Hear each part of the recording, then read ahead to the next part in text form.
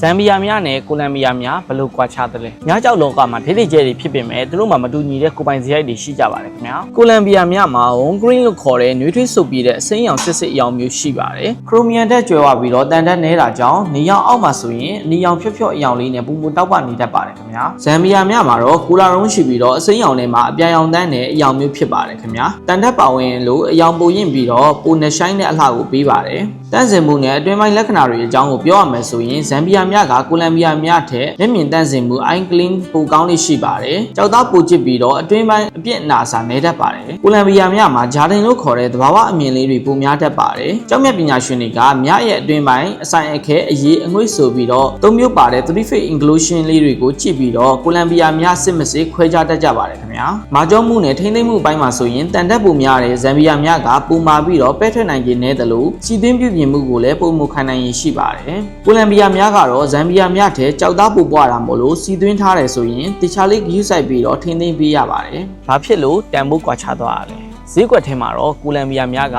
ဇမ်ဘီယာများထက်ဈေးကြီးပါတယ်။ဘာလို့လဲဆိုတော့ကိုလံဘီယာများကိုကမ္ဘာအကောင်ဆုံးများအဖြစ်ရာစုနှစ်ပေါင်းများစွာသတ်မှတ်ခြင်းကိုခံထားရတဲ့ပုံသဏ္ဍာန်ရှိပါတယ်။အရေးသွေးမြင်မှပြီး Neo Green လို့ခေါ်တဲ့တောက်ပဆိုပြီးတဲ့ကိုလံဘီယာများတွေကိုဈေးကွက်မှာရှာဖွေရခက်ပြီးတော့ရှားပါပါတယ်။နိုင်ငံတကာလေလံပွဲတွေမှာကိုလံဘီယာများကိုအစင်လာရပုံမတန်ဖိုးထဝယ်ယူကြတာကြောင့်ဈေးကွက်ကွာဟချက်ရှိတာဖြစ်ပါတယ်။အနည်းချုပ်အရတော့အပြည့်နာစာကင်းပြီးကြည်လင်တဲ့အလှကိုလိုချင်ရင်တော့ဇမ်ဘီယာများကိုဝယ်ပါ။ဂုံသတင်းကြီးပြီးတော့ဆိုပြီးတဲ့အယောင်ကိုလိုချင်ရင်တော့ကိုလံဘီယာများကအကောင်းဆုံးရွေးချယ်မှုဖြစ်မယ်လို့ပြောရင်းနဲ့ဒီဗီဒီယိုလေးကိုအဆုံးသတ်ချင်ပါတယ်ခင်ဗျာကြည့်ရှုပေးတဲ့တယောက်ချင်းစီကိုကျေးဇူးအများကြီးတင်ပါတယ်ခင်ဗျာ